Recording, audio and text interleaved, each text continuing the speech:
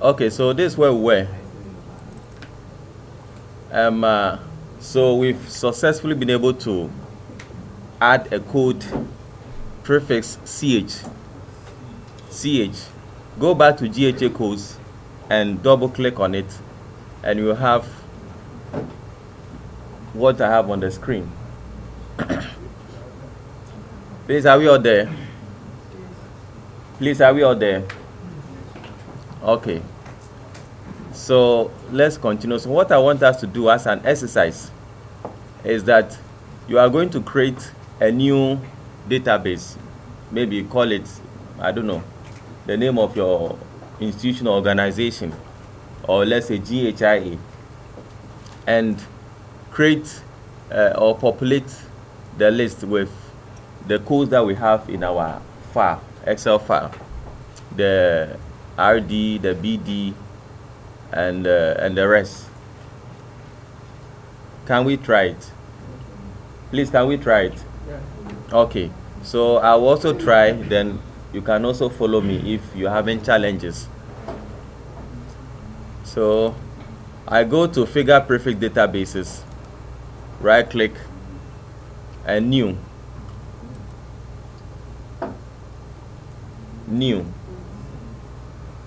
So let me call my GhIE. As I said earlier on, some of the things that we are doing, you may not need to do them all the time. I'm going through this so that at least we'll be familiar with this particular environment. Gas station, okay. So GhIE, then okay. Oh, I already have GhIE, okay. So GhIE, I've created my, if you created it earlier on, fine. Can we continue? So I'm giving you just 5 minutes, so just try to populate it. First, we need a code by name BD for our buildings. Then the style, the figure style, I will select building.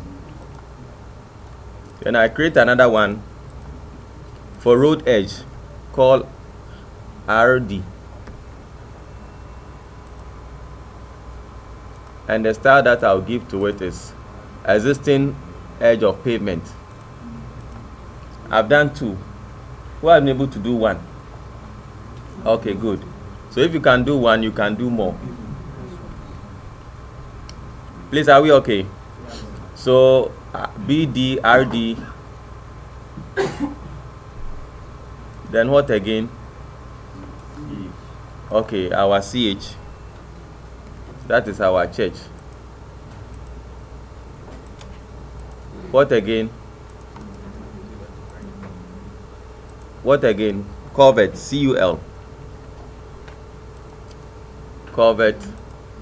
There's a style by name Covert and Bridges, so I use that one. What again? Pardon? Drain. Okay. So drain, DRN. So drain. I don't know. You may ask. Please, are we comfortable with the temperature? Let's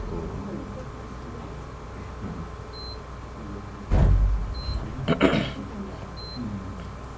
So drain, I use drain. Then there's also center line.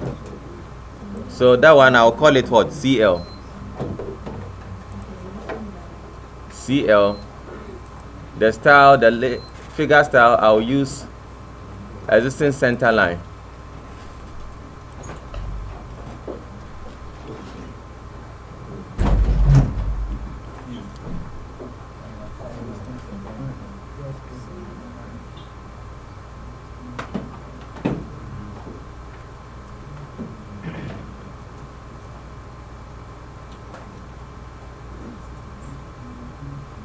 Please, can we continue? So we've done BD, RD, CH, CUL, drain, CL. There's also one called the RB. Can you remember? RB, the runabout. So RB. So that one also is also part of the road. So I'll still use existing edge of pavement. So I have something like this. Please, have you all been able to do it? Have you all been able to do it? Okay, even if you haven't, at least you have the GHIE course, so you can also use that one. Please, can I continue? Yes. Okay, so if you have finished, click on OK. Click on OK. So we have GHIE course. My sister, do you have the software? Oh, so what do? You observe. Okay. So can we continue? So GhIE, my database name is called GhIE. In it, I have these codes. Please, are we okay? Now you will realize that the code CH does not exist in the file that we have, the Excel file. We have only introduced it just to differentiate the church building from other buildings. Please, are we okay? So what we are going to do is that the file that I have given you, change the code that you have, the description for build the BDCH is number 54, 55, 56. Open the Excel file ON1, number 54, 55, 56. Please, can you see the description BDCH? So change it from BDCH to just CH. Please, are we okay? Change it to CH.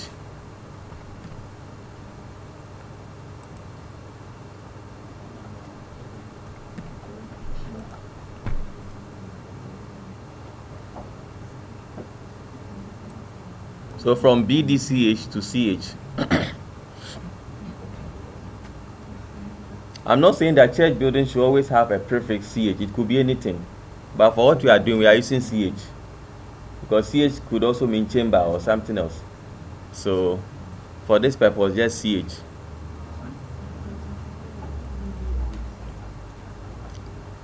Who hasn't been able to do it?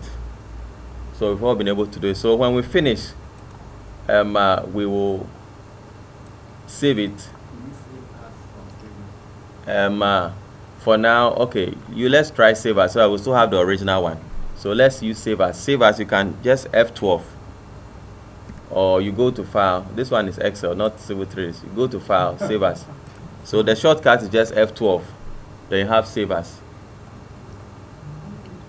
In Excel, please. In Excel. Excel. No, we are in Excel now. We are in Excel. We have changed the BDCH to CH, church building. So save it as something else. Let's call it, let's say, ON1 new.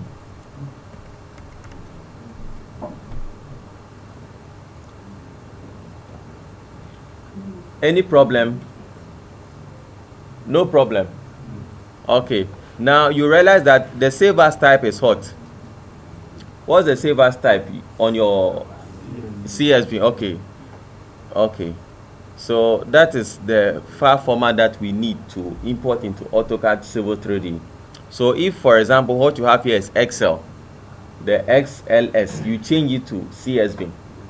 Please, are you okay? Then one thing with CSV is that sometimes you may have a file with many sheets, maybe sheet 1, sheet 2, sheet 3. Some surveyors may do it that way. For a set of data, they may put it on sheet 1. Another set, they'll put it on sheet 2. With the CSV, once you save it as CSV, it saves the current sheet that you have opened. The other sheets, it throws them away. Are you okay? So you should always have the original, so that you can save the other sheets also as different files. So ON1 new, CSV, save. Yes. Are we okay? Any problem? Please, any challenge? No problem. Okay, so let's close our Excel file now. So let's close it. It says, do you want to save? No, we have already saved it.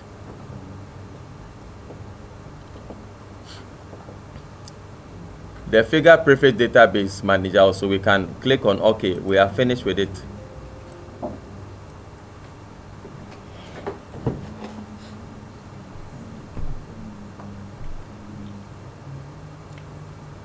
Please, can I continue?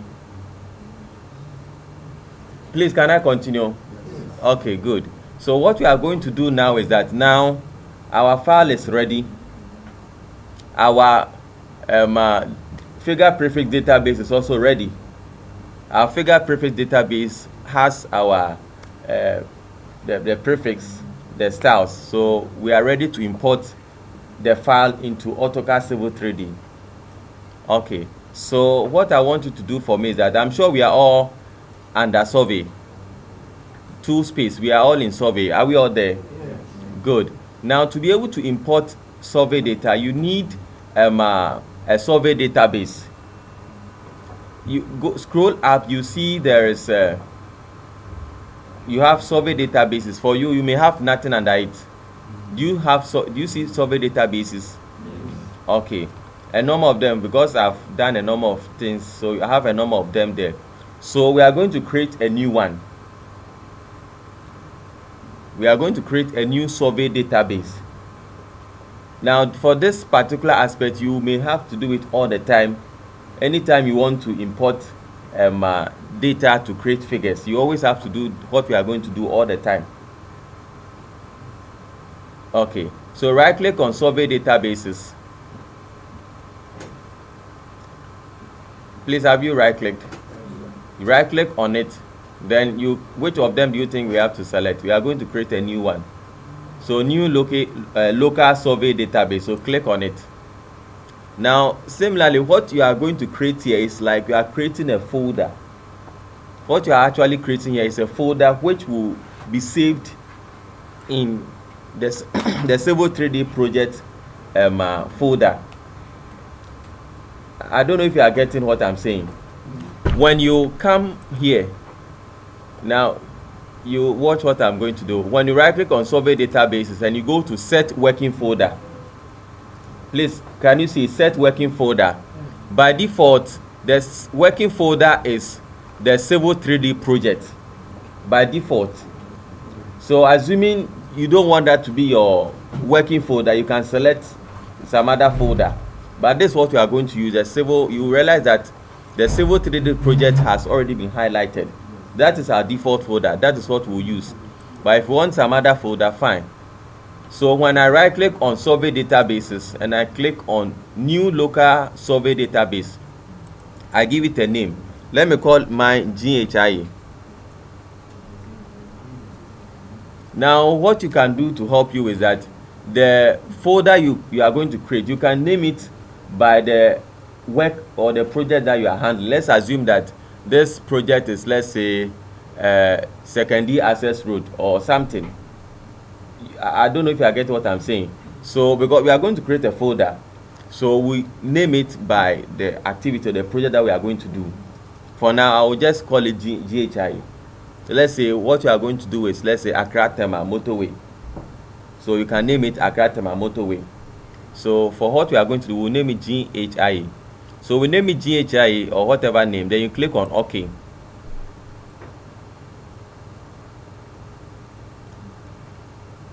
Who hasn't been able to do it? When you click on OK, you see that it comes, then it is open already for you. Please, can you see it? Now what I want you to do for me is that go back to the Civil 3D project and see if you don't have this GhIE created for you.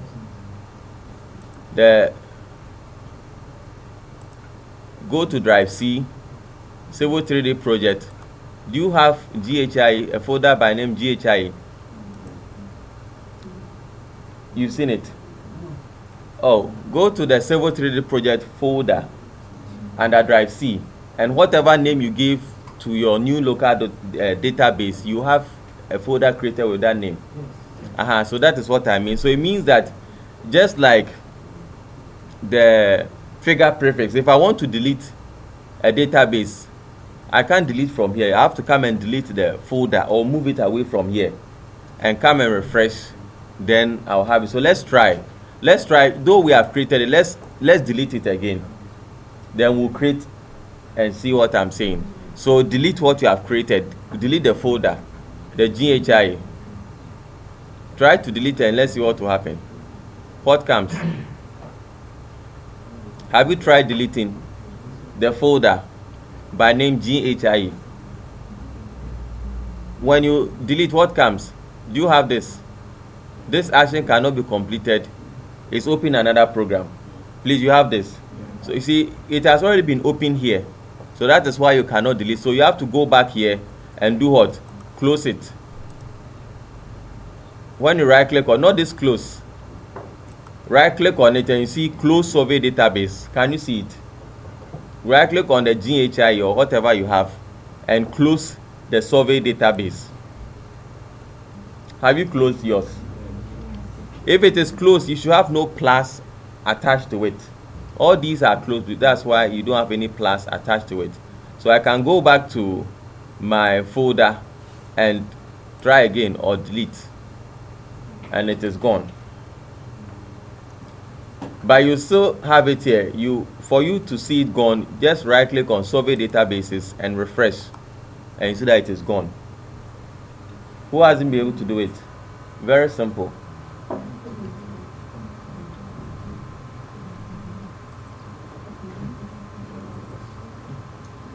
Any problem up to this point? Can we continue, please? Can we continue? Any problem? Yes, delete it from the folder. Yes, you have it there, so delete that folder. Then you come to survey databases, right click and refresh. Yes, cannot delete because it is opened under the survey databases. So come there, right click on it and close it.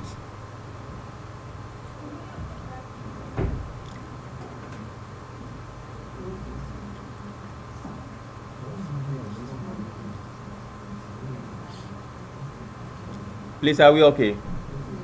It's gone now. You've refreshed and it is gone. Go to survey, right click on survey databases, then refresh. You see refresh, the last command, and you should see it gone. Is it gone? What challenge? The survey database, are you the same name for the survey database? Figure preface. Yes. No, now the survey database the new local database is a folder. The figure preface is a file. You understand? One is a folder, the other is a file, and they are in two different mother folders. The figure preface is in the template folder, and the local database is in the project folder. So if you have deleted it, let's create it again. So right click on survey databases, new local, then recreate. Create. What you deleted, create it again. We just wanted to see how to delete it, because sometimes you may start something and you realize that what you are doing is wrong, or you may want to copy it for somebody to import. So what you deleted, or if you've not been able to delete, you forget about it and let's continue.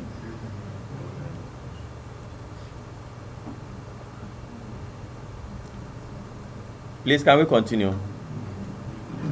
Those in front. Any problem? We can continue.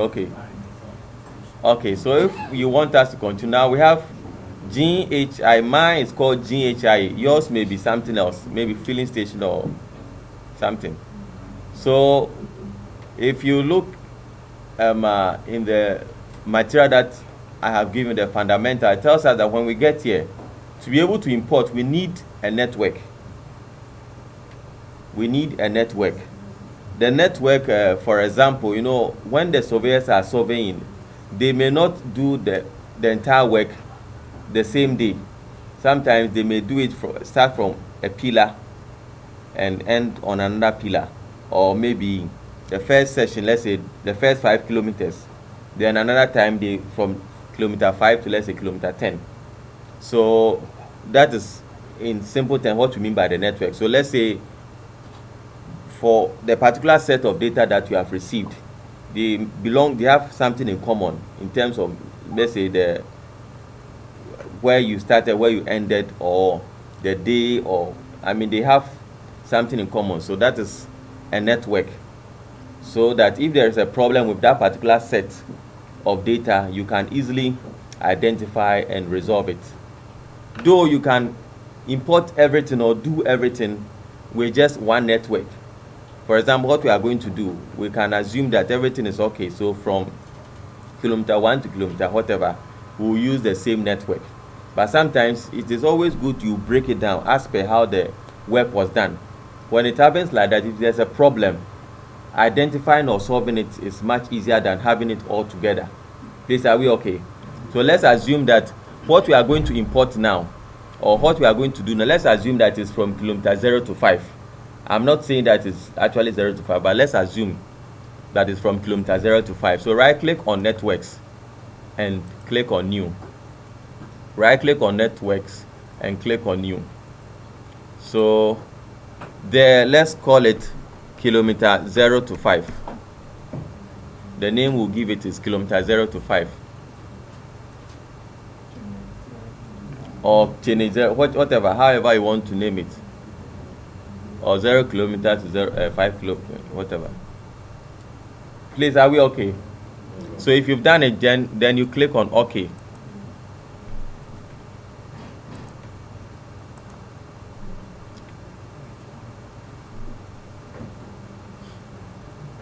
Please, who hasn't been able to do it?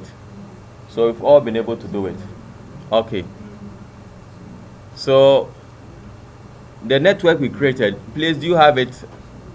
Kilometer 0 to 5. Please, do you have it? Yes. You have it. Okay. So right click on it. If you right click on it and you see import somewhere in the middle. Do you see import? Yes. Please, do you see import? Yes. So which of these format are we going to import? We're actually going to import a point file, the middle one. So click on import file.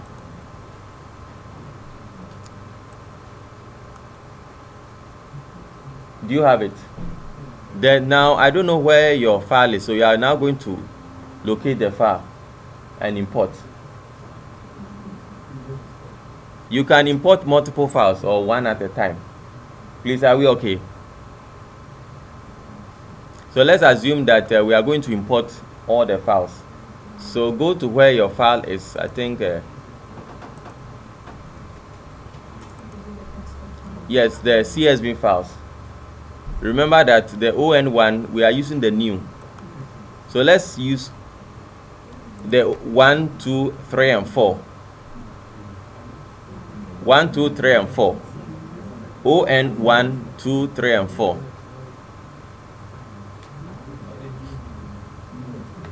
Yes, the new one.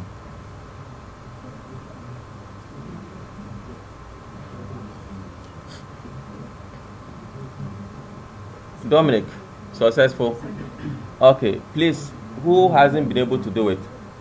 Okay, so just identify. I don't know where your files are. If you have it, I gave a folder by name Design Data for Trainees. If you have it, the files are in it. So I'm saying that you can import one at a time, or you can import multiple files.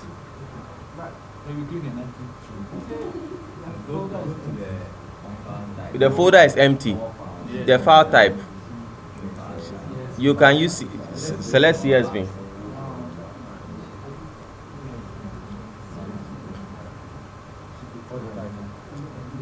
ON1 new 2, 3, and 4. ON1 new 2, 3, and 4. We are not including Oyoko data, pillar coordinate, and ON1. Please, have we been able to? Okay, so if you have, then you click on what? Open. You click on open. If you click on open, this is what will come. So we all have this. Please, who is not having this window? Do you have it? then what you created, I said we will save it as ON1 new. Did you save it as ON1 new? Then you saved it somewhere. So copy it from the desktop into this so that it will be simple, into the design data folder. So you can select all, or you select one, just you use the ON1. You understand? You use the ON1, or if you can copy it and bring it inside, then we use all. Please, do we all have this? Yes. So now somebody should tell me what is the file format for the file that we are going to import. What is the file format? If you remember, I said it, not the file extension or the AutoCAD, I mean the Excel file format, in terms of how the rows and the columns have been arranged. And very good. Now what you have there, what is it? ENZ, which is Eastern Northern Elevation, but that's not the one we want. So you go click on the drop down and select the one you want. NEZD. Please, do you have it? NEZD, comma delimited. Have you been able to do it? Okay, so please, are we all here? The point file format, we are using NEZD. NEZD, comma delimited.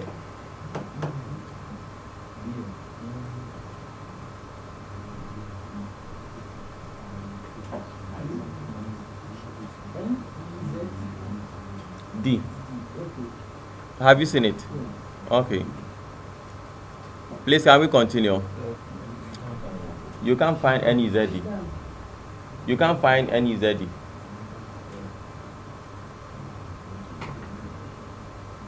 The point file format, if you are using the template that I gave you, you should have NEZD.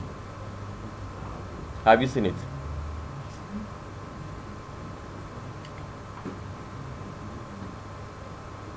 Please, have you seen it?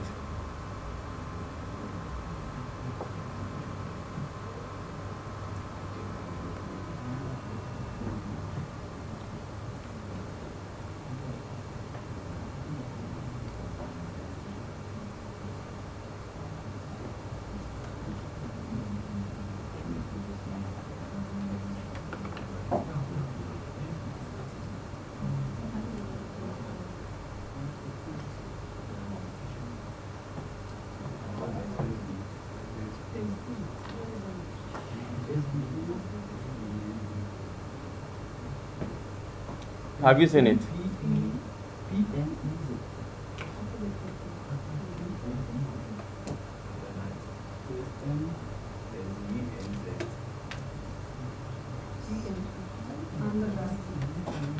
Are you using the template file that I gave you? But we did something on there, so No, it doesn't matter. Once you are using the template, you should have it.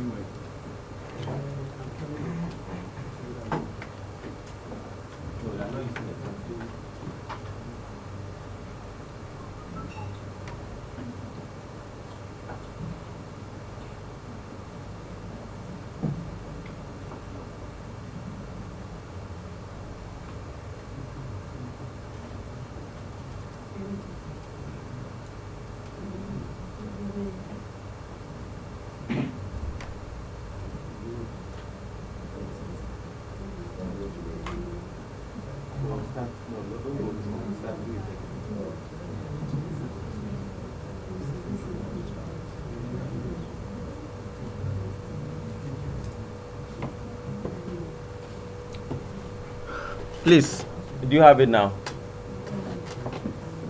Do you have the NEZD down? yes. Okay. So let's continue. Please, the current figure prefix database, what do you have? The current figure prefix database, what do you have? Okay, we are going to use the one we created. You can also leave it as the GHA codes, but let's use the one we created.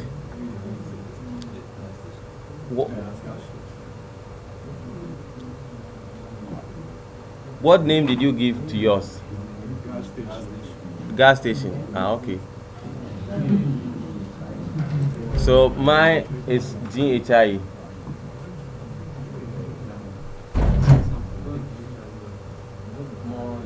Good morning. Sorry to interrupt you. My name is here. Normally I badge into these seminars and workshops to sit in for a few minutes to see how things are going. Okay. And towards the end, do the review and how you feel about how it has impacted on you. So, Mr. Moderator, I will Okay. sit at the back. Okay. Thank you. Thank you. Okay, so the current figure prefix database, we change it from the GHA codes to the one we created. What I created, I named it GhIE. So yours is what? Gas station. Okay, so whatever name you use, you select it. Okay, then please go down. You have towards the end, you have 3 commands. One is insert network object, insert figure object, then insert survey point. Please, have you seen them? Okay, we are going to select only the last but 2. Insert network object and figure object. So check them and make sure they are yes, yes. By default, they may be no, or it could be yes. It's already yes, because of the template that I gave you. I've already done it already for you. So if everything is okay, just click on OK. You click on OK and let's see what will happen. Error pass. Error pass. Okay. Same thing.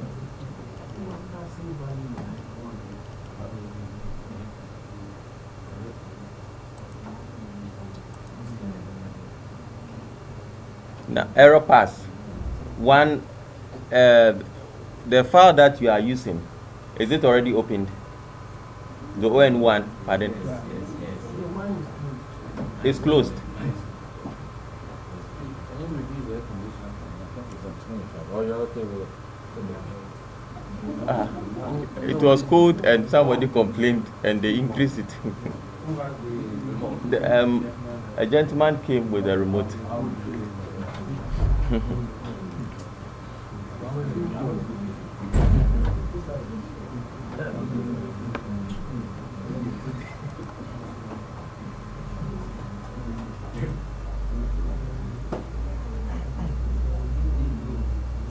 Yes. No pop-up. I don't understand. But yours, there was no problem. But okay. But nothing. But did you see a process going down there? Okay. I'm coming. It should come. But let's see.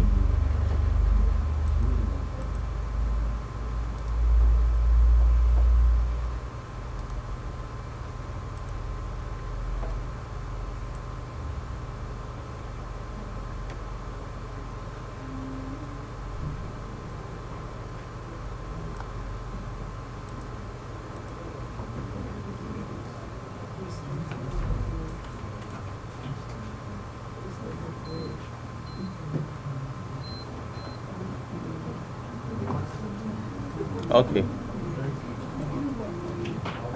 Okay. So there is one thing we left out. So how many of us did not have any error? How many did not have any error? So but I want you to check under import event. Do you have the files you imported? Are they there? Okay. Please, are they there? So right click on the first one. We are going to re-import. We forgot to check one of the buttons. So right click on any of the files. I'll do for one, then you will do for the other 2. So right click on it, then go to re-import. Those who were successful, those who had a problem, I'll come to you later. Right click under import event. You see that the files that you imported are there, ON1, ON2. Do you have them listed there? So right click on the first one or on any of them and click re-import.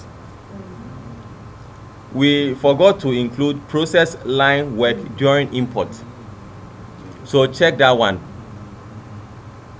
Please, have you done it? When you finish, then click on OK and let's see what will happen, whether you have something like this. Process line during import and click on OK. Do you have it? So you have, do you have something like this? Please, those who had no error, do you have something like this? You have, you have it. So if you have, then I want you to repeat, to re-import for the other 3. Yes, your hand is up. Yes, I will come to you. First, those who had no problem, they're importing. Do you all have something like this? Okay, so I want you to re-import for the other 3. Re-import for the other. So it means that when we're importing originally, we should have checked process line work during import. Then we will not need to re-import. Please, are we okay? So try for the other 3 or the other 4 and let's see.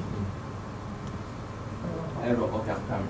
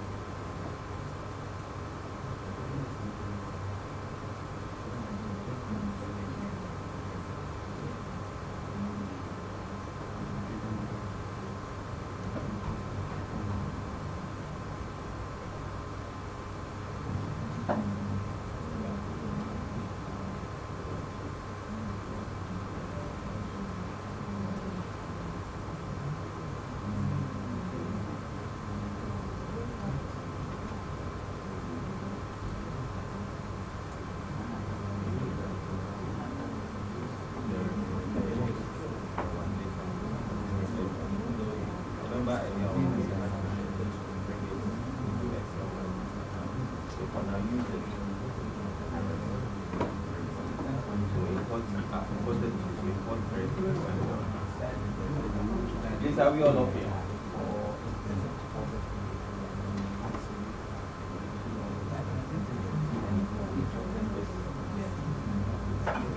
How many have you imported? Have you re-imported all of them? I said let's re-import all of them.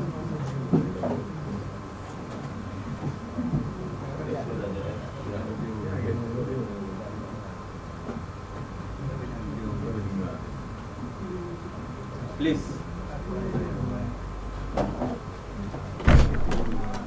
Successful.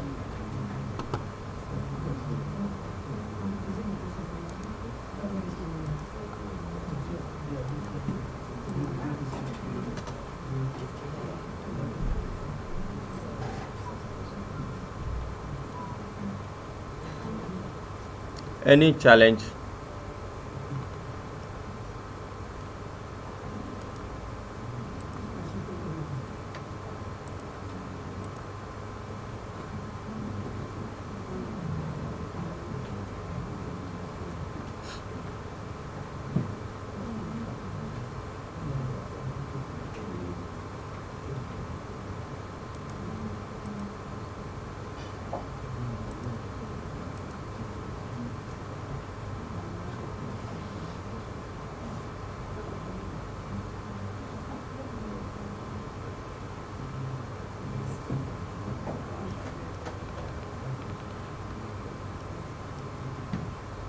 Okay. I think the data that I give, there's a gap between a 3 and a 4. Okay, so what we'll do is that let's forget about the 4 and concentrate on the 1 to 3. Are we okay? The important thing is that now we know how to import. We can create a figure prefix database and we can import for it to string. So the key is for the data to be well organized. You realize that even for what we have, let's zoom into the beginning. You can see that it's not perfect. You see, this is actually supposed to go straight, but it appears that the surveyor, depending on how the data is organized, it appears he went this way, and when he got here, he picked maybe this other one. So the data, he sees it, this is the order. We will see how we can correct it. Please, are we okay? Okay, but at this point, any problem? Any problem? We got our software very late. Okay. It's not Going well with you. Okay. But have you been able to import? Yeah. So you are at this level. Yeah. Then we can continue. If you are here, then we can continue. If you've been able to do it, because we are just going to add on. And as I said, some of the things we did at the beginning, they've already been done in the settings. The what I've already given you, so you don't need to repeat them. Dominic, you wanted to ask a question. It takes a long time. Then I think it's from your machine. So it depends on the size of file you are importing, the speed of your machine. So please, do we all have this? We've successfully been able to import.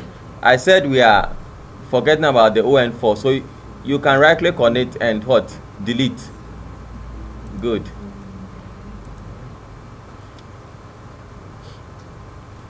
When you delete, you realize that there's an outdated icon by kilometer 4. You can just right click and refresh or update. Where is that?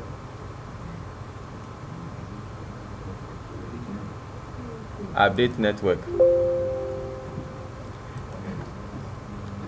Figures.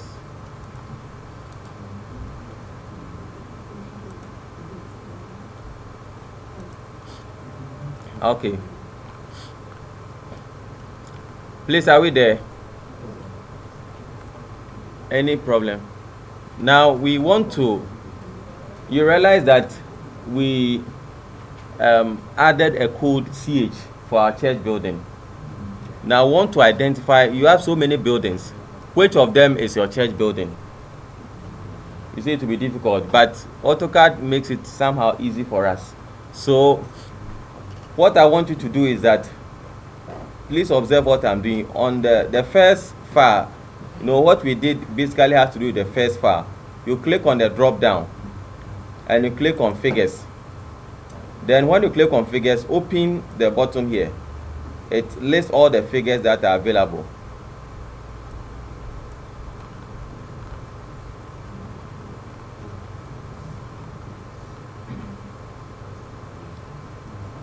Can you see CH?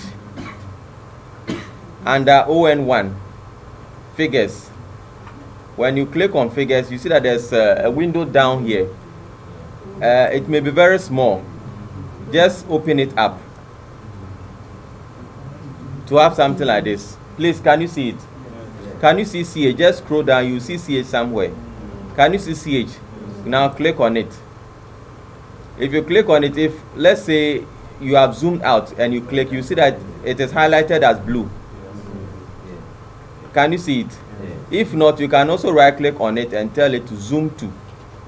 Can you see zoom to? If you right click on CH, if you right click on CH, can you see zoom to? Yes. Then it will zoom to that object. Please, are we okay? Any question up to this point? So if everything is well organized, to identify objects also become very, very easy for you. So if you have a poorly coded file, it will automatically be transferred here and everything will be difficult to identify. Okay.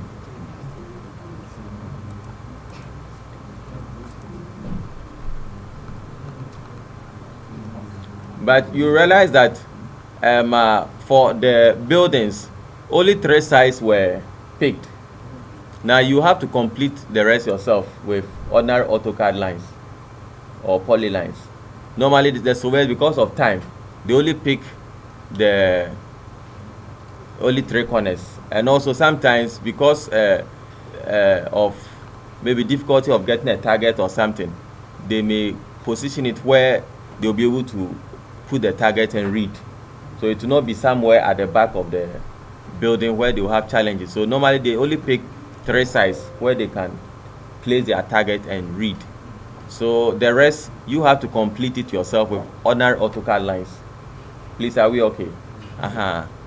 So let's continue. That we'll try and do that one later.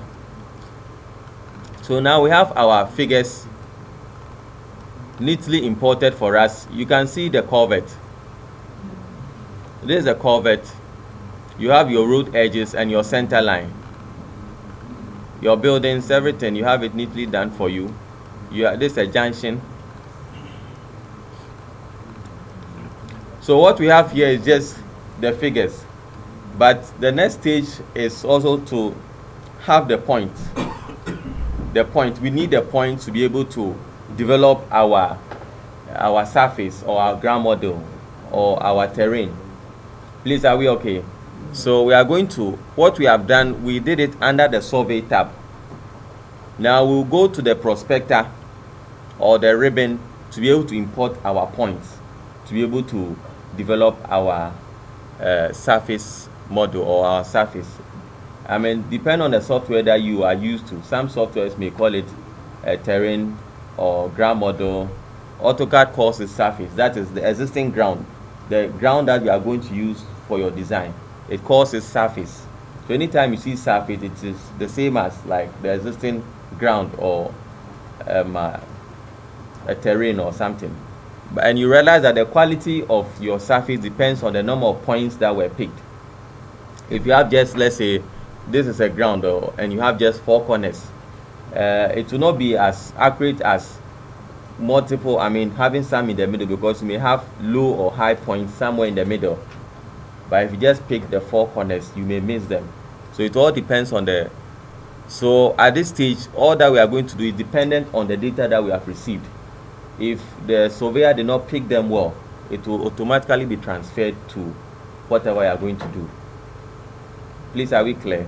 So that's why it is good that as the designer, you also visit the site. so that if what you are getting is not very good, you'll be able to know. Assuming that it's an existing road, it's already tarred, surfaced, and you do your surface and you are, or your profile, and you are getting spikes or something which is not smooth, that means there's a problem somewhere, because the road has been sealed. It's not a gravel road, or it's not an earth road, it's an existing road. So when you do your profiles, you have a smooth profile, just as you have as existing. So we can continue. So now what we are going to do is that we are going to import the points. Then we'll import the point, then we will build our surface. I want to know if there's any challenge up to this stage. Any challenge up to this stage. Those who are yet to install. As I said, I'm recording it so that later you can also, all that we have done. So it means that in the recording, you may have sometimes, like what I'm doing, I'm talking, it's just idle. You may have to, it's an unedited video. So you have to move it forward and back to be able to do exactly what you want to do. Okay, so please, can we continue? Good. So now go to Prospector, under 2 space, Prospector. Prospector. Now I'm going to do something. It's not part of the design, but you will need it.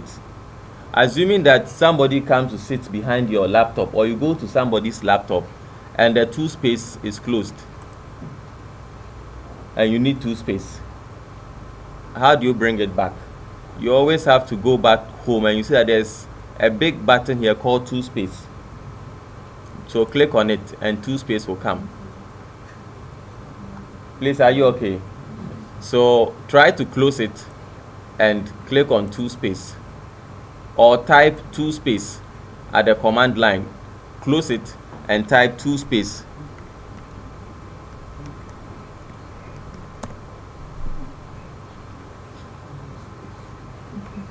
Please, do you have it? Good. Now 2 space. So this is 1. Some other times, depending on the size of your screen may be maybe 13 inches. I don't know if there's anything like 13 inches, but you have a screen size smaller than mine. You see, and you see that the ribbon itself has taken about 1/5 or 1/6 of. You have the ribbon has taken part the 2 space, so you have very little space left for your model space or for your design. So sometimes you may want to close the 2 space, or you want it to pop up when you need it. You see that there are 2 buttons here. One is for that activity for it to pop up when you need it, and the other one is for it to close. So let's click on this one. As I said, what we are doing is not part of design, but it is something which may help you. So click on this, and you realize that anytime you need 2 space, once you come to the left where you have 2 space, you see that it will pop up and you can do whatever you want to do. Please, I don't know if you are experiencing what I'm saying.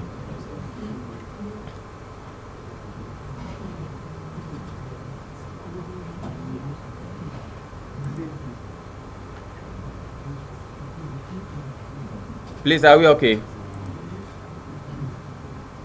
On 2 space, underneath 2 space, you realize that just on the same row where you have 2 space written, please, you can observe on the screen, you have this button. Please, can you see it? When you click on it, you see that it will scroll the 2 space to the left. So when you move your cursor to it, then it will pop up. Then you can do whatever you want to do in 2 space. This is for those who have very small screens. Please, are we okay? Good. So if you want it to be permanent, you click on it again. You have it here, auto hide. You click on it again, then to become permanent. Are we okay? So if you have a small screen, you can use the auto hide so that you will not have a very small view for your model space. Please, are we okay? Similarly, your ribbon, you can reduce it so that you can also have space at the top, just like in Word. No, sometimes you have it when you click on whatever the button, then the things under it will pop up. So you see, when you go here, go to the ribbon after geolocation, there's a button, a drop down, and you have about 3. So you decide on which one you want. You can minimize to tabs. Then you have something like this. This is just for those who have very small screens, so that you can have a very big model space for you to work.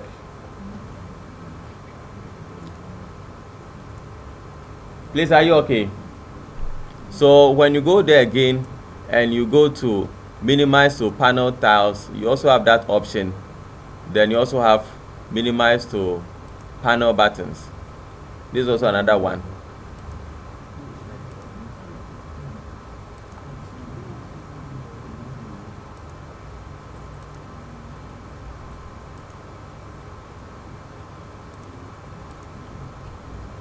So let's come back to where we started. To come back, you know, there's a button just by the drop down. Click on it. Click on it till you see that the ribbon has come to the original state. Maybe just one click, then everything will be okay. Please, are we okay? Okay, so this is just by the way. So we are going to import points. Now to import points, you can do it under prospector or on the ribbon. You have points. Can you see ribbon and points under ribbon? Create ground data. You have points. Please, can you see points? Yes. We can use that one, or under prospector you have the drawing that you have created. What is the name of your drawing file? It's drawing something. Okay, now I will entreat all of us that AutoCAD is drawing 1. Okay, no, mine is also drawing 1. With AutoCAD Civil 3D, just like the traditional AutoCAD, I don't know, but sometimes you can have crashes.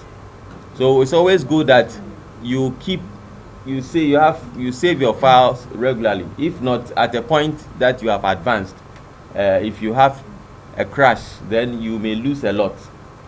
Please, are we okay? But aside that, AutoCAD also comes with you can set an auto save.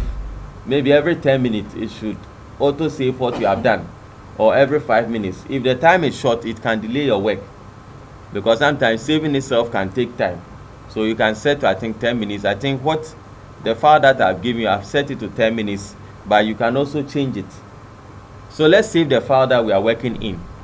Let's save it in the folder that was created for us when we were creating the survey database. You remember the folder under Civil 3D project. So let's save it. Now, if you are going to save it for the first time, you can click on the save button. Can you see save at the top there? Or Control S, just like in some other softwares, Control S, or you can type save in full, then enter.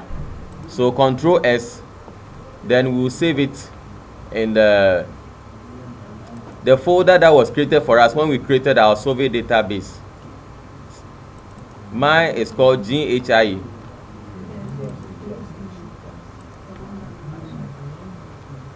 So we are saving our drawing file. You can save it anywhere, but I'm saying that let's save it in the GhIE folder. That, or some call, yours is what, gas station? Okay, whatever the name is. Save it in that folder, the folder that was created for us when we were creating the survey database, the local database. So I will call my work, let's say GhIE. It doesn't matter, you can call it any name, but I will call it GhIE.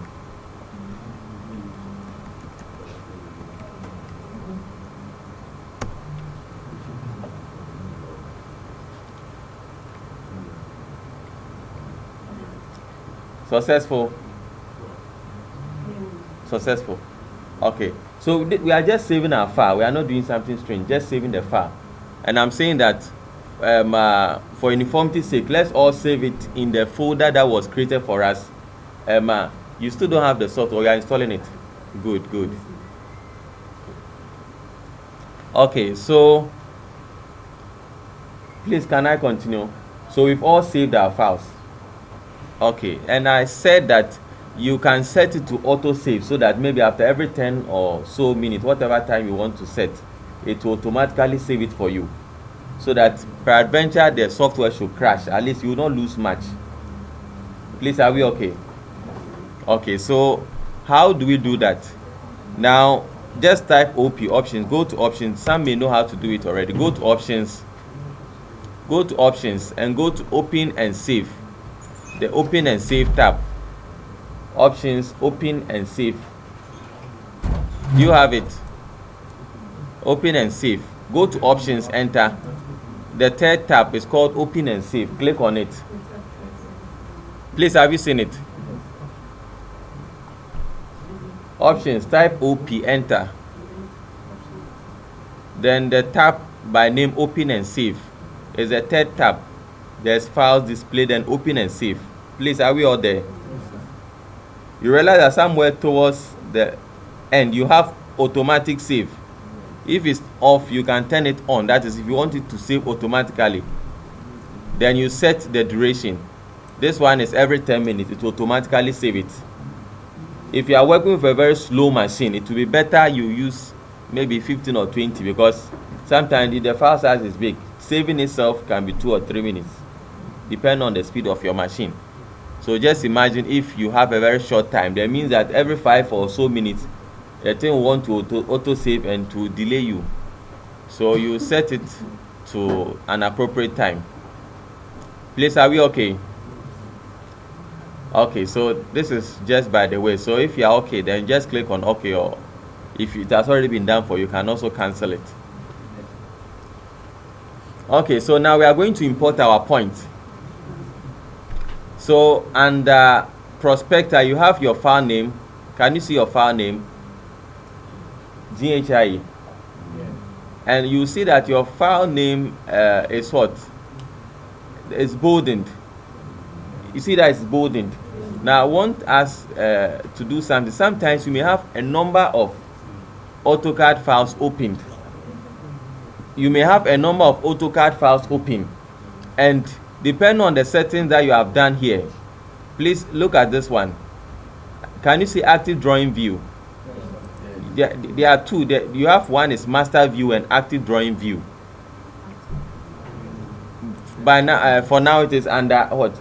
You've selected active drawing view. Means that the settings here or the information here will pertain to only the current drawing that you have opened. But you may have a number of. Let's try it. Just click on the plus and create multiple. More files. Later we'll delete them. We'll close them. So I have drawing 2, I have drawing 3, and I have drawing 4. I've created, now I have 4 files open, but I'm only interested in GhIE, so I click GhIE. Please, are we there? I'm saying just open new, about 3 new files. Later we'll close them. I want you to experience what I'm saying. Now, please, have we been able to do it? Yes. Good. Now, instead of active drawing view, please change it to master view. Master view. Master view. Please, are we there? Now, when you change to master view, you see that all the files that you have their information or whatever, their properties listed all there. You have GhIE, you have drawing 2 and others. Please, can you see them? Yes. So sometimes if you are not careful and it's under master view, you have to be sure you are working with the file that you have opened. If not, you may be changing something or adding something, and you'll be working under drawing 4. But that's not where you want to work. You are working in GhIE. So that's why, to know the current file, you see that they have boldened it. So you know that that is the current file. For you not to be confused, just change it from master view to active drawing view. then it will be the file that you have opened, I mean its properties or information that will appear here. Please, are we okay? So please let's take note, because sometimes when you are doing the, especially the settings, you may think that the setting that you are doing is for the current file that you have opened, but meanwhile you have other files somewhere, and you may be editing rather in, I mean, for those files, not the one you have opened. So let's close the other files, the new files that we created. Let's close them so that we're left with the one that we saved. Mine is called GhIE.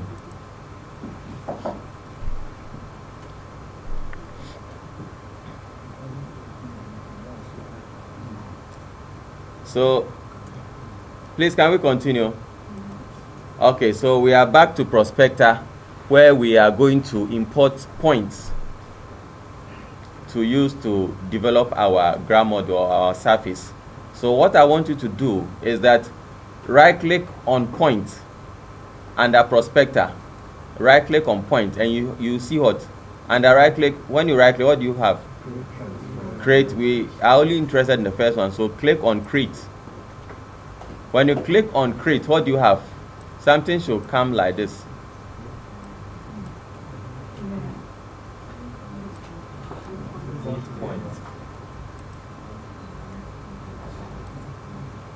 Do you have something like this?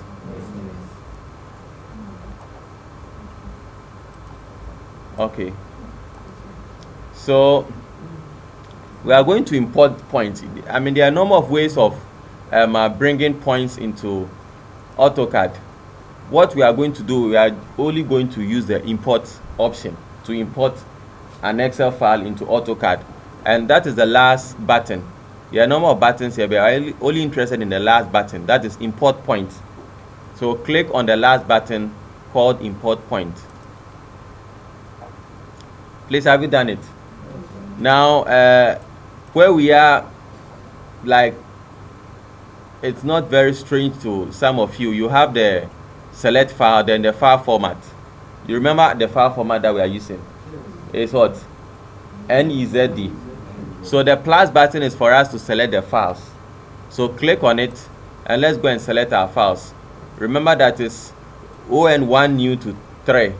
We are not adding the 4. So ON1 new to 3. But those who had a problem importing ON1 new, so just concentrate on 2 and 3. Please, are we okay? If you are not seeing anything here, maybe the files of type, maybe it is set to nothing or something else. So make sure it is CSV. Okay. So when you are through, click on open.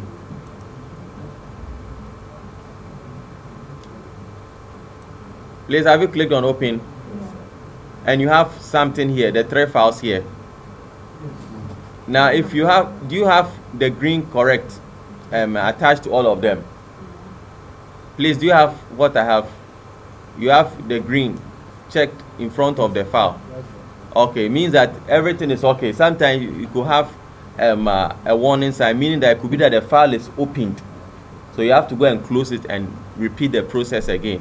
Now, it says specify point file format. Which one are we going to select? NE. So you select on NEZD and tell me what you have. You see that there's also another, like a preview window. Northern, eastern, point elevation, and raw description. Yeah. Please, can you see it? Yeah. So just let's play around it. Instead of NEZ, you just click on E and let's say NEZ and see what will happen. NEZ. You see that description, there's no description. It means that it can, this NEZ can import it all right, but it will truncate. It will just concentrate on the first 3 columns. Anything after the 3rd column will not be added to it. Please, are you okay? Also, if you select E and ZD, it means that it will assume that the first column is eastern. You understand? So when you import, just like, let's say a graph sheet, instead of XY, let's say 2,3, and you plot 3,2, you see that they will lie at different locations, though you have the same 2 figures, 2 and 3 or 3 and 2, but the order is very important. But ours is NEZD. So select on NEZD and please, have you selected? Please, have we selected NEZD?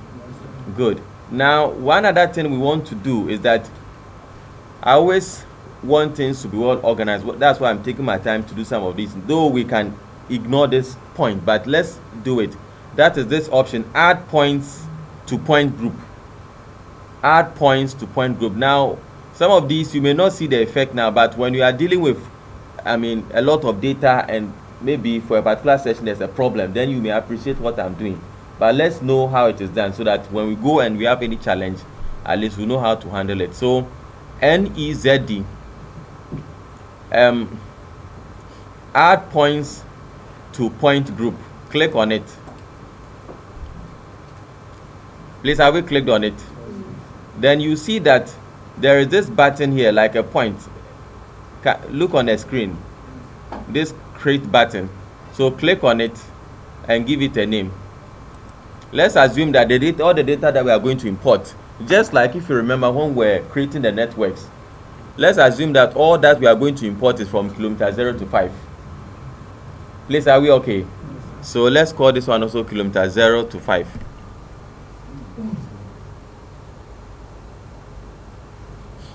Now, when you don't give it or you don't tell it to go into a point group, there's a default point group called all points. It will automatically go there. You understand? But it's always good you give it a point group so that it is much easier to handle if you have a problem. So kilometer 0 to 5, click on OK, then come and click on OK again.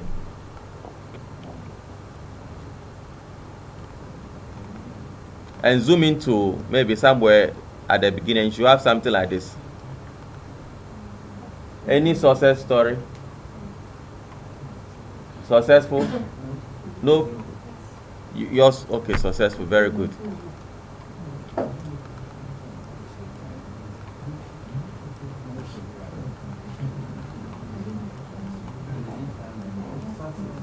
Success.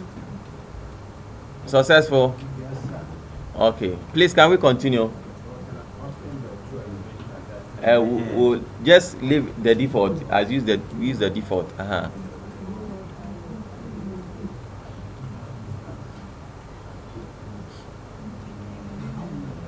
Yes.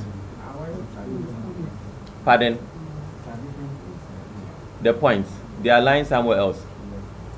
Okay. And your figure 2 is lying somewhere else.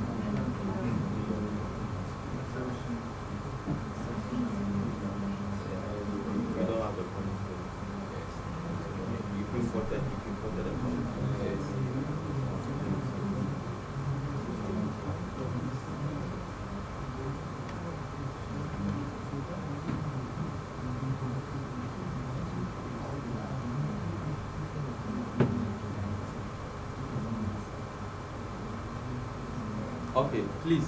How many of us have our figures and our points lying together? Okay, how many of us don't have the figures and the points lying together? You have maybe your figures, but you are not seeing the point, or you have the point, but the figure is somewhere else. Only this group. Okay, now you will remember that when we're starting, I gave you a number of files, and we did some settings at the beginning. Please, I'm going over.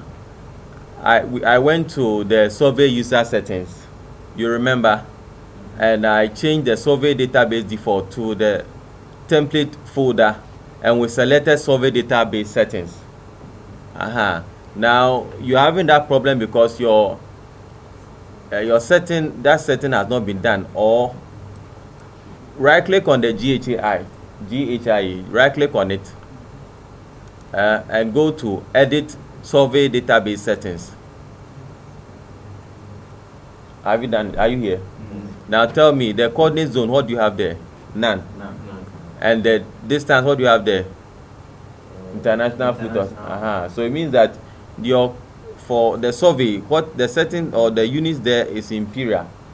Meanwhile, the points have been imported using metric, so they are automatically lying somewhere else. So what I want you to do for me is that go to the coordinate zone. Go to the coordinate zone, and no, you don't have a problem. You've already done the setting, but please, if you have any challenge in the future, just you know how to do it. So do you see Africa? Change it to Ghana. So search for Ghana and select Ghana.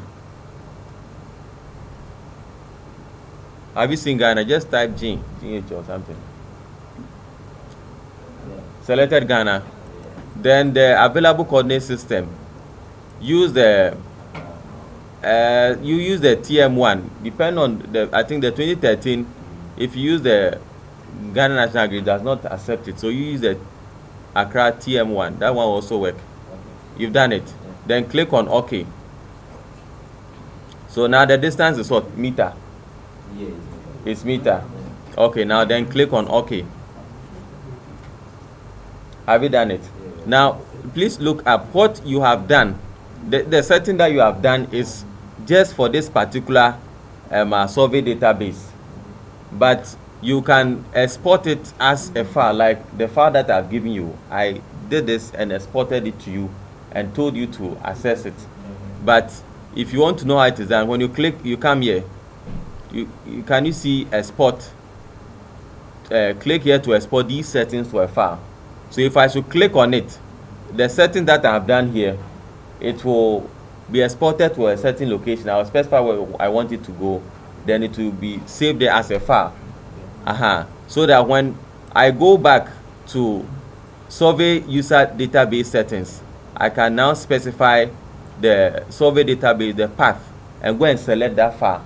So that anytime I create a new local database to use that setting, you have no need to go and change it to Ghana and to whatever.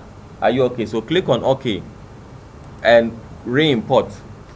Go back to survey and re-import your files, the import and the import event 1, 2, and 3.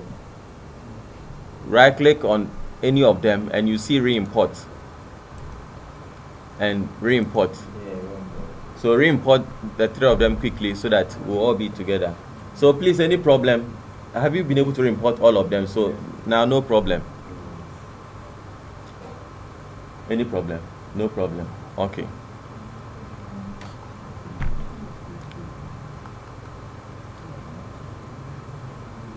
Please, can we continue?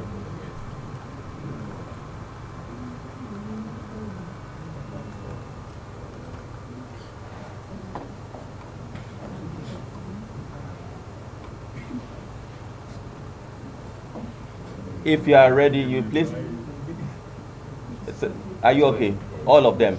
So now everything is okay. Now we have imported the points. Now what you have there is based on the settings that I gave you. But it could be that you want to change something. For example, look at the pylon. It's not looking very well. You see, maybe you want it to maybe be circular or something. You want to change the point style to something else. You can do it. So that's what we are going to do. having imported a point, what you have here, for example, this point, this is the point, and what you have here as X is the point style.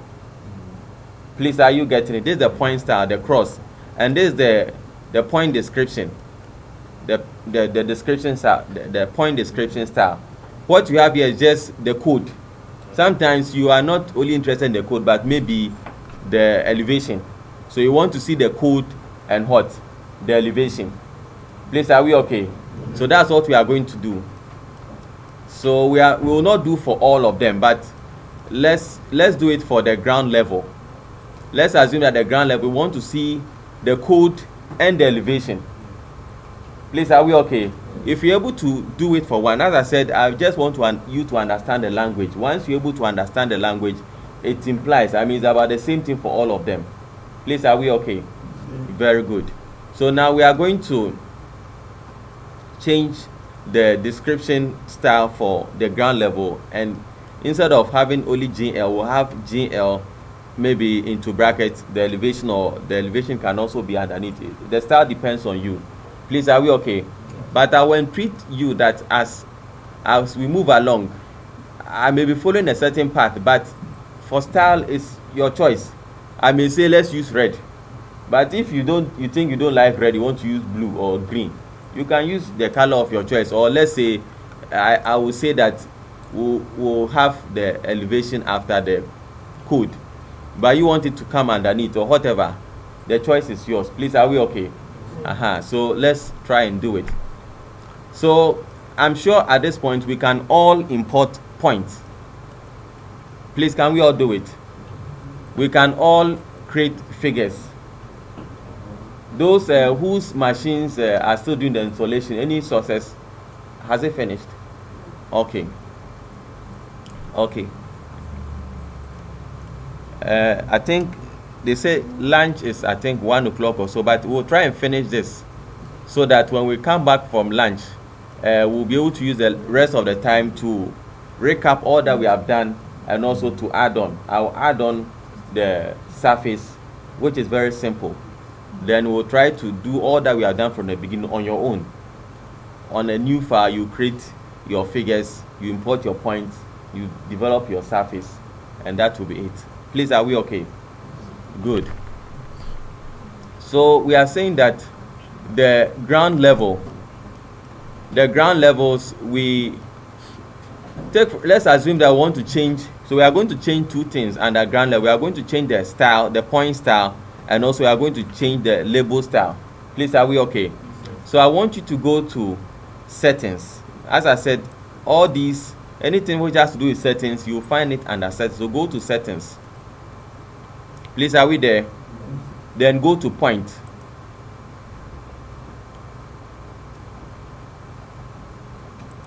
When you go to point, open point styles or expand point styles. Have you done it? Then set for ground level. Have you seen ground level? Under settings, point styles, then ground level. Are we there? So right click on ground level and edit. Now, if you know how to edit, you can also copy. Please, are we okay? If you know how to edit, you can also copy. You are lost. Where did you get lost? Pardon? On the two space,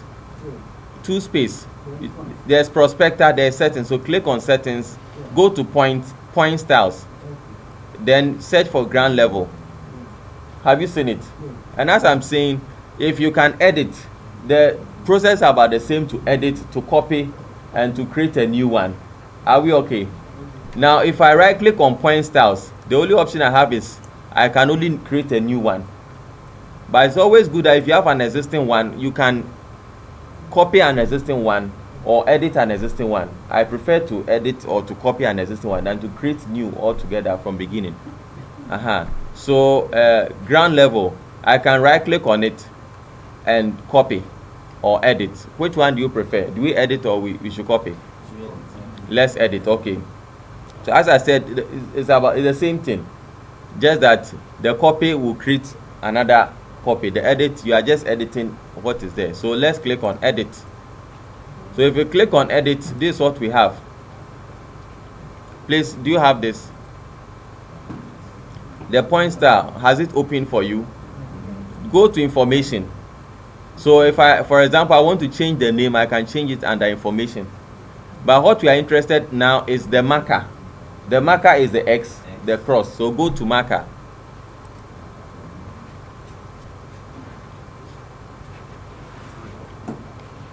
Please, are you at marker? Yes. Okay, so now I am going to use a marker style. I'm going to use the custom marker styles.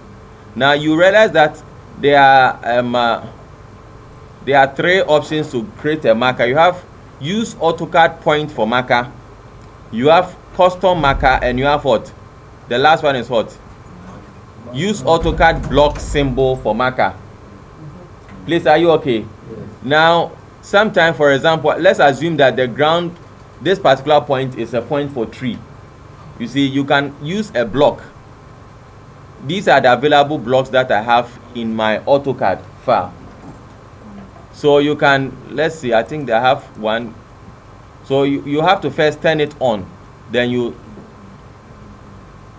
select the marker that you want, the block that you want to use. Please, are we okay? But we are not going to use the block, but you can explore. For example, if I check, I turn on use AutoCAD block symbol for marker. Let me see if I have tree there. I think there's tree somewhere. Tree 6. Can you see tree? Can you see tree? Now what you have here as a preview is almost like the model space. So you can pan, you can zoom in, you can zoom out. So this will be the marker style if I use this particular style, tree, whatever. Please, are we okay? Please, are we okay? Good. Now what you also have here, can you see that the size? Can you see size? Use the size options, use drawing scale and the millimeters. So this is where you set the size of your object. Please, are we okay? Where are you now? Look on the screen. Are you where I am? Go to marker. Are you in marker? But is this window open for you? This window. So I've gone to use AutoCAD block symbol for marker. Go to where you need a 3.6. Yes. Yes. I click And because it's most like you have double click something.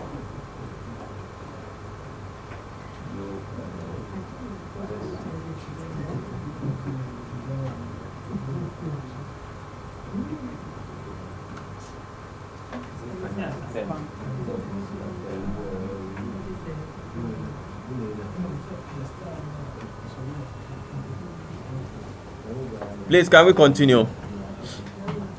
Please, can we continue? Very good. So, like I was saying, this is, if you want to use a particular block, a block style, you can use it here. So you can draw. I'm sure those of you know how to use AutoCAD. If you don't know, I will try and see if we can also do it along the line. You can create a block, and once you create a block, it will be added here, and you can use it as a marker. Please, are we okay? But for now, we are not going to use a block. We are going to use the custom marker. The custom marker. So instead of an X, let's assume that we are going to use an X plus a square, so that it will appear something like this. So you see that you can anytime you click on something, those things will be added to it, at least 3. Please, are you getting it?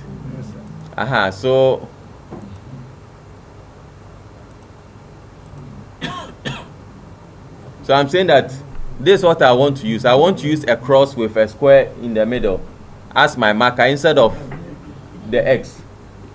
Are you there? Please, any problem? No problem. So as I said, this is my preference, but if you think you want to use maybe something else, the choice is yours.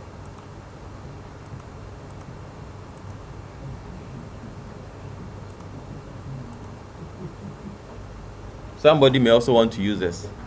Please, are we okay? Okay, the size, we will leave it as it is. But somebody may want to understand what I mean by 0.25. The drawing scale that we are using is 1:2,500. Please, are we getting it? So it means that 1:2,500. 1 millimeter is equal to 2,500 millimeters. Or 1 millimeter is equal to 2.5 meters. Please, are we getting it? So if 1 millimeter is equal to 2.5 meters, now we are doing this, we are looking at, let's say, the road edge, the roadway. A road width is about, let's say, 7.3 meters. Now, if 1 millimeter is equal to 2.5, then 0.25 millimeters will be what? 0.25 times 2.5. Please, are we getting the mathematics? You are not getting it? Okay. Okay, if you are not getting it, where didn't you get it? The whole show. Yeah, I'm saying that now the size that we have here as the point, the scale, the size, you have 0.25 what? Millimeters. Now, what do I mean by, or what does the software mean by 0.25 millimeters? You realize that here it says that use drawing scale. So based on the drawing scale that you have specified, that is what it will use to tell it what it means by 0.25 millimeters. Now the plan scale of our drawing is is down here. If you go down, you see it. 1:2,500, which I'm saying that it means that 1 millimeter is equal to 2,500 millimeters. So 1 millimeter on this paper or on this screen is equivalent to 2,500 on the ground.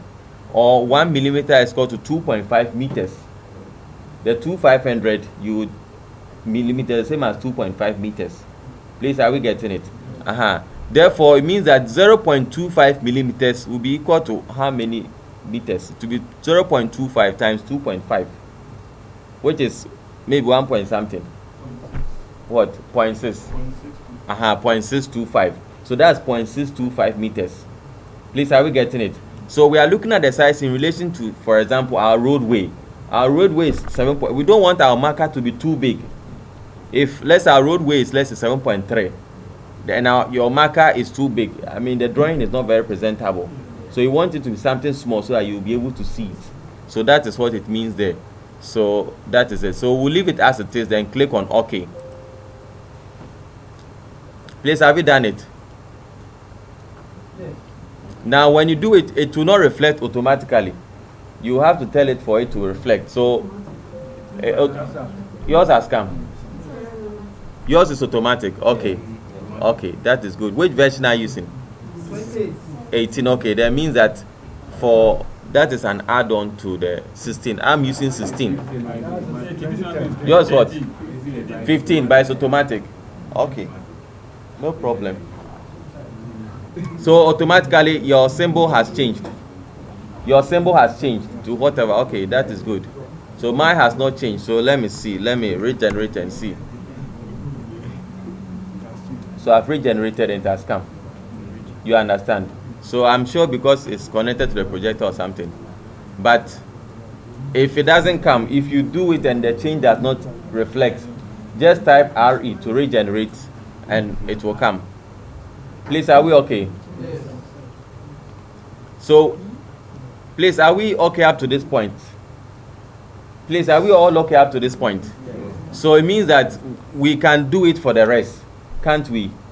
At least we understand the principle to change a marker style. Yes. So this is the style that I want to use. Similarly, you can also change the color. Remember,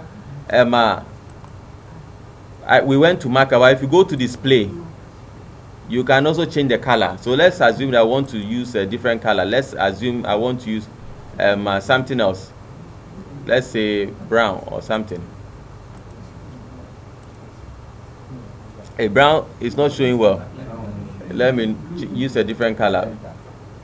So use a color of your choice. But magenta. Okay. Please, are we okay? So the choice is yours. So you can change it to whatever color you want.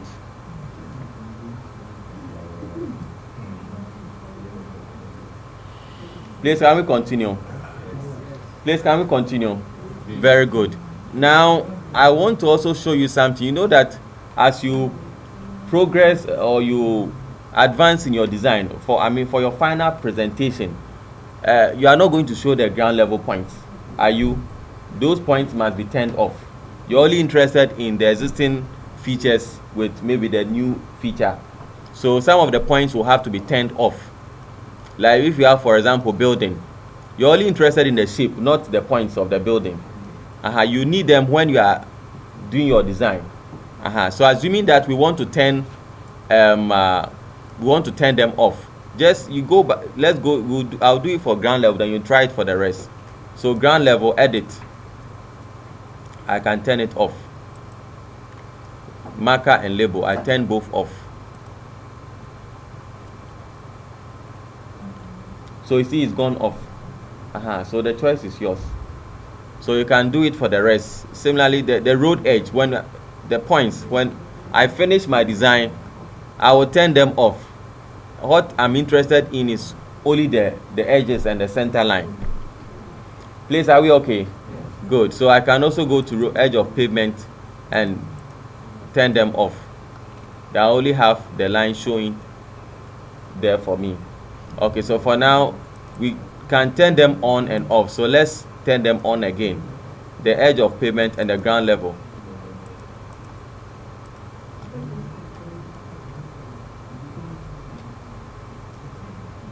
Any problem up to this point? So you see it's very easy. Very, very easy. So now we can handle the point style. The next thing is, what about the label style? Please, are we okay? The label style. So we are going to also see how we can change the label style. So we are finished with point style, so let's close it. After point style, the next is what? Label style. So that's where we are going. So that's where we are going. We have a number of label styles there, but the question is, which of these label styles have been used for the ground level? Please, are we getting it? You have CP description, covert, and other things. Which of these label styles have been used for the ground level? We don't know. So that's what we want to know now.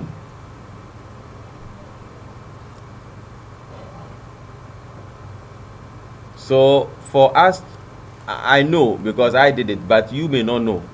If you know, you just go to it and you edit, but we don't know. So what you have to do is that you can click on the point and edit. If you click on the point, click on any of the ground level points. Or this is one way. Let me also show you another way. I think that one may be easier. Go to description key set. After label styles, there's point file format, then description key set. Please, are you there? Open it and you see GhIE. Do you see GhIE? Then right click and edit keys. Right click and edit keys.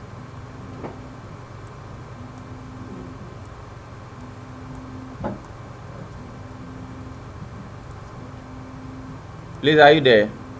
Right click and edit keys. You may want to double click, and I think when double click, something else will come. So right click and what? Edit keys. So you should have something like this, and this looks somehow similar to the figure prefix database. You have your code and the styles. This is the point style, and this is the description, the label style. Please, are we okay? Please, are we okay? Good.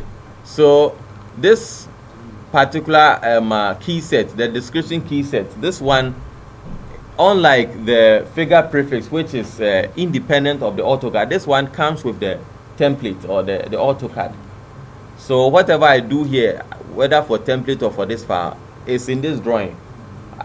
It's not somewhere else, like the figure prefix database. Please, are we okay? Please, are we okay?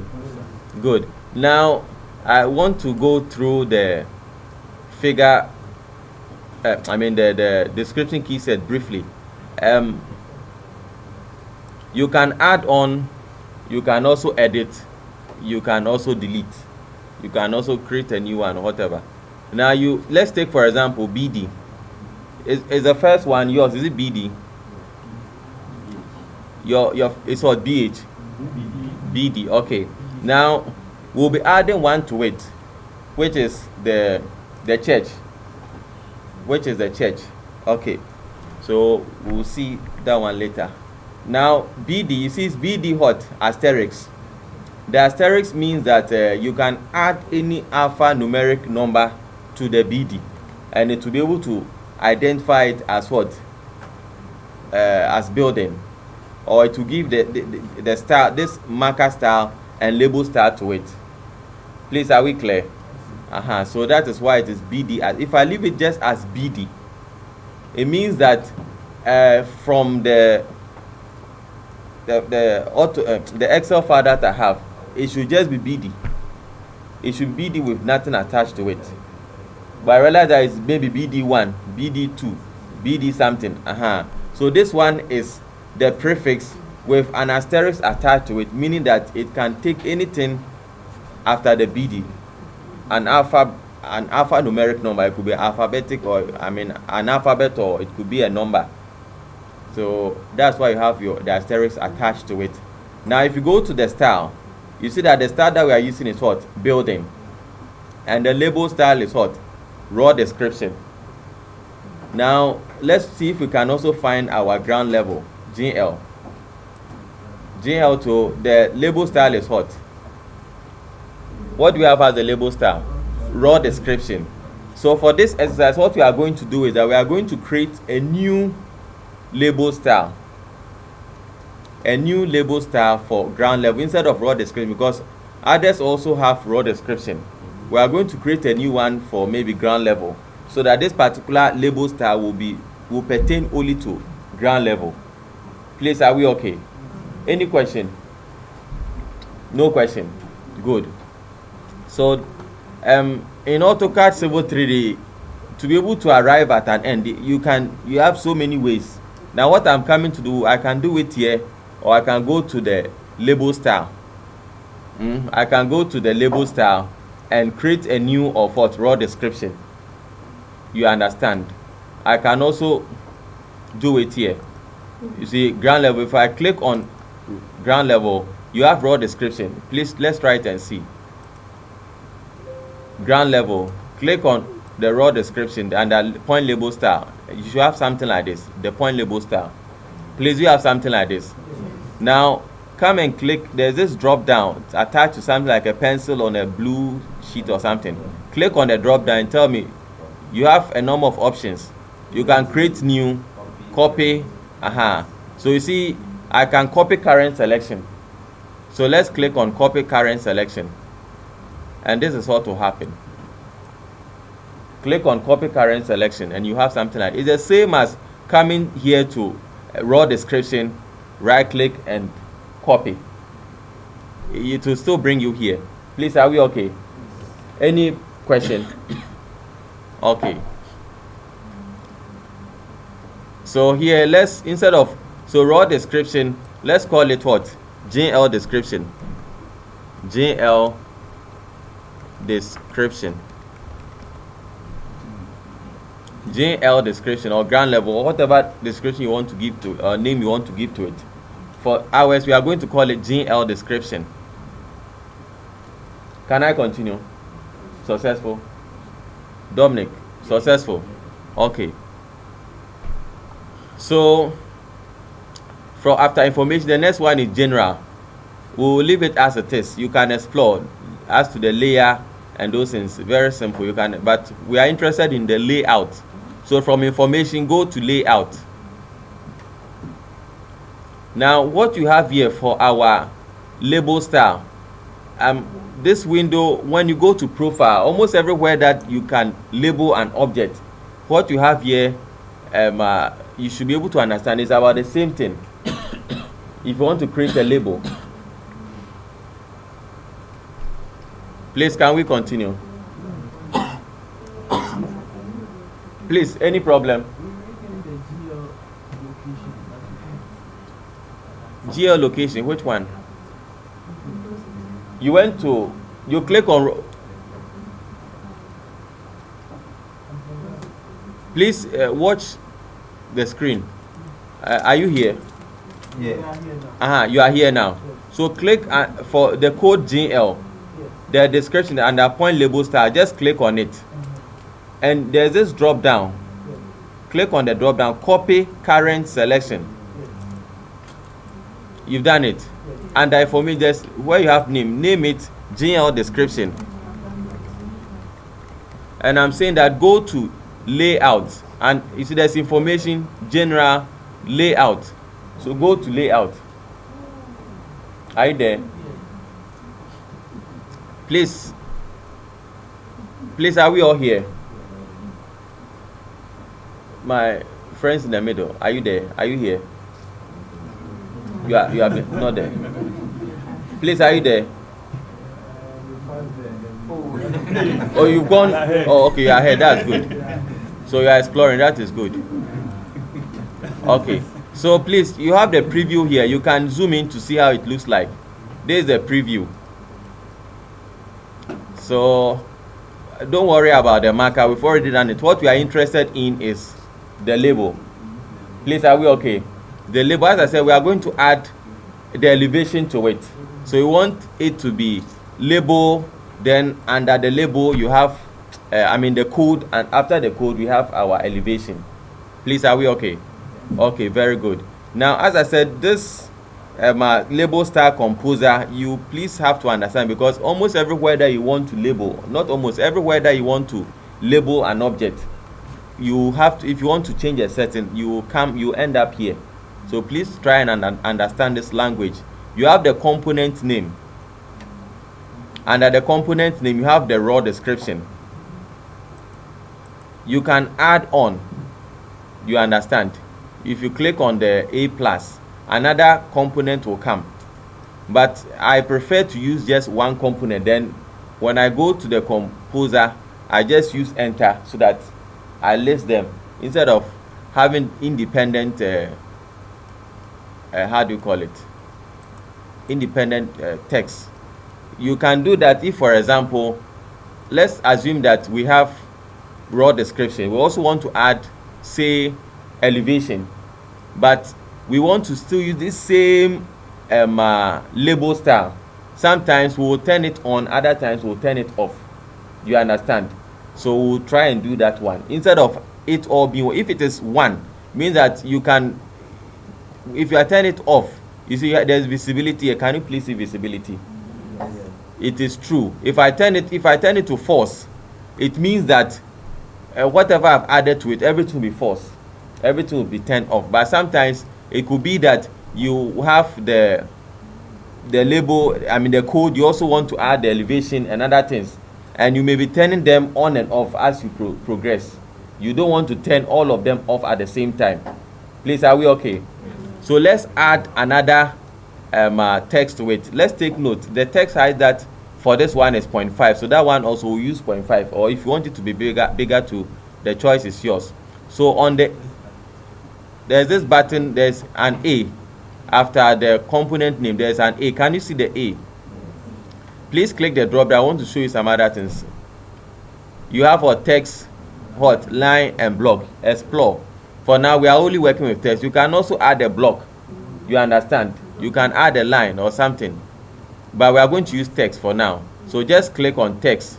Then you see that the component name is text1. Can you see it? Yes. And it comes on top of your label text. Please, have you seen it? Yes. So let's change it. Instead of name 1, that's the name 1, the text 1. Let's change it to a level or elevation.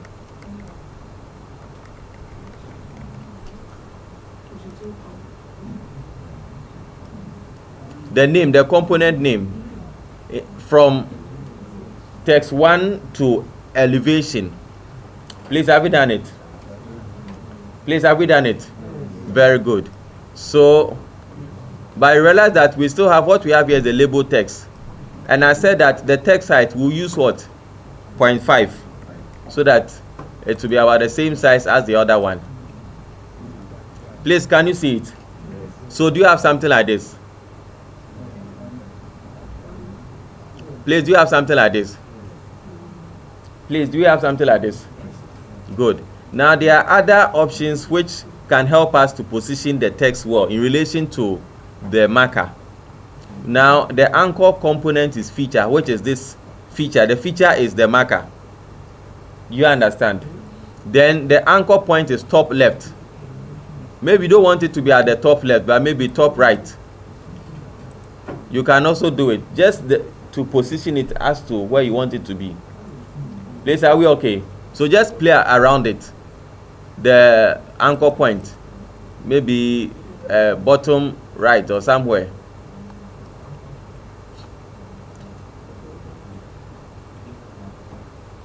Who is confused? Anybody? Where did you get? Where are you confused? Have you been able to create another text? So please. You change the name to elevation. Yes, but it will still be labeled text. Yes, at the previous still labeled text. We are yet to change it. Please, are you okay? So it's still labeled text. But what I'm saying is that now, where do we position the text? The text can be positioned anywhere in relation to ready.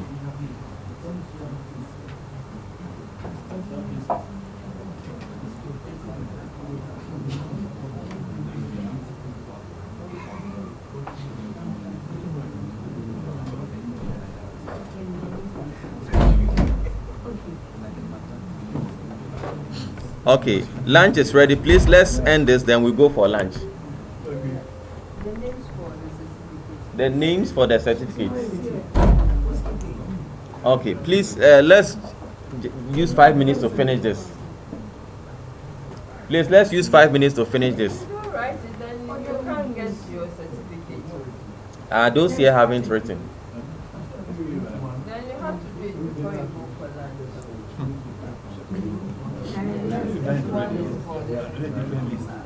No, for the certificate, your name, the name you want to appear on the certificate. That one was for attendance. So it doesn't come.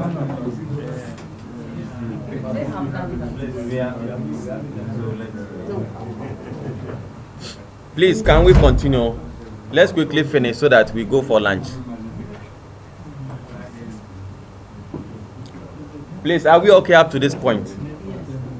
What we are doing, I mean, the choice is yours in terms of the preference. I'm saying that now you realize that we have two texts. We have one for the raw description, the other one for the elevation. So now if I go to elevation, you see that the visibility, I can turn it false. Though it's the same label style, I can turn it off as and when I need it, instead of having it all together under the raw description. Please, are we okay? Similarly, I can go to I can turn the raw description also off, the visibility false. Please, are we okay? Okay, so now let's turn both of them on and do what we want to do. True. Okay, so please, do you have the two? I'm using middle right. When you come to the text also, this is just for the anchor. When you come to the text, you have the attachment. Now it is attached to middle left. You can change it to see where it will fall. Middle right. Oh, I'm working on the other one. Elevation. Middle right. Middle left. Please, do you have something like this? I've changed the attachment to middle left. Please, do you have something like this? The attachment, the anchor point, I use bottom right, and the attachment, I use middle left. Please, are we okay? Yes. So we are somewhere here. Please, are we all here? Yes, sir. Now we want to change the content for the software to display the elevation underneath, because you can display anything here. We are here to do so. Go to text, content, label style, content. You see that there's a button after label text. Have you seen it? You have text, content, label text. Click on this button and this is what will appear. Are we all here? Please, who is not having this? Do we all have this? Good. Please, can I continue? Yes. Good. You don't have it. Yes. So where? Here, text, content, label text. There's a button after label text. Okay. Click on it and this will appear. The component editor. Are we there? Yes, sir. Good. Now go to properties. Now it is set to point number. Change. Go to point. Click on the drop down, and we are looking for what? Point elevation. Point elevation. Have you selected point elevation? Yes, sir. Good. Now the precision. We know precision in terms of the decimals and all that. So we can leave it as the 3 decimals. Then the unit is meters. Sometimes it may be feet. It's meters. So as to what you want it to be. So we leave it as it is. Then can you see an arrow pointing to the right? After point elevation, click on that arrow. Then it comes to the right. The black background. Can you see it? So please delete the label text from there. So I will be left with only what we have done, the point elevation. Please, successful. I'm saying that, point elevation. Okay, let me go back. I'm saying that change the properties from point number to point elevation. Where is it? Point elevation. Then click on this button. Then it comes. But delete this label text. That one is a default something. Delete it. We don't need it. We only want the point elevation. Successful. Please, successful. Sure. Good.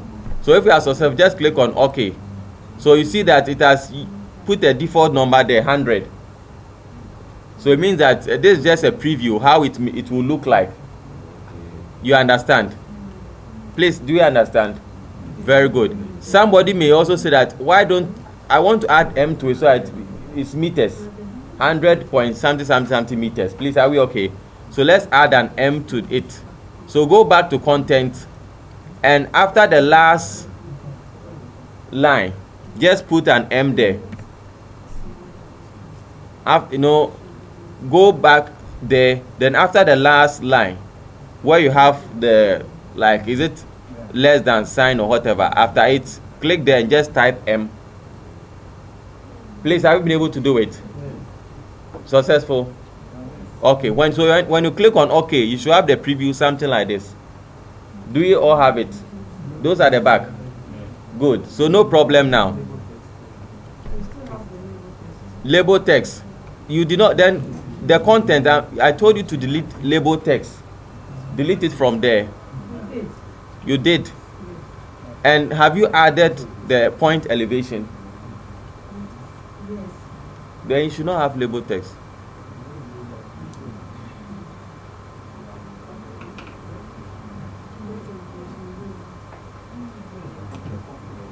Point elevation, then you click on the arrow pointing right. What we are doing it for the elevation, or not for raw description. We are doing it for elevation. Okay, so those are the back. You have a problem. We are ending here. Then we'll go for lunch and come and continue. So when we all finish, I'll come and attend to you. Are we okay? Please make sure you put down your name. Okay. So those of us who have been able to do it, when you finish, just click on OK. Oh, please turn it off.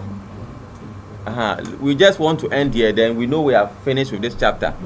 So click on OK. Please click on OK. OK. Have you clicked on OK? OK. Yes. And we are here. Back to where we started. Please, are we there? So if you are there, what I want you to do for me, please watch. Go to prospector. We move from settings, go to prospector, point groups, right click on kilometer 0 to 5 and apply description keys.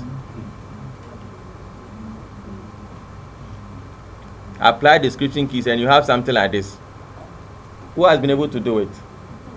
From settings, move from settings, go to the prospector, open point groups, kilometer 0 to 5, right click on it, apply description keys. Have you been able to do it? No problem, at least you have something. So it's just a matter of the editing. So it means you do not do it well. So please, Dominic and his team, do you have something like this? Where did you get lost? Those in front. But at least it came. Yes, once it came, no problem. The rest is just means you're editing. So so once it came, the most important thing is it has come. So the rest is, don't worry, it will come later. Okay, so I think we'll end here. Please, are we okay? So when we come back, then we'll continue with the surface. So it is 1 o'clock. We'll be coming back. It's 1:15, so let's come back at 2. 1:15, we'll break for 45 minutes. Come back at 2. Then we'll do surface. When we finish the surface, then we'll try and see if we can recap all that we have done for about 30 to 45 minutes. Then we'll try to address everybody's challenge. Okay, so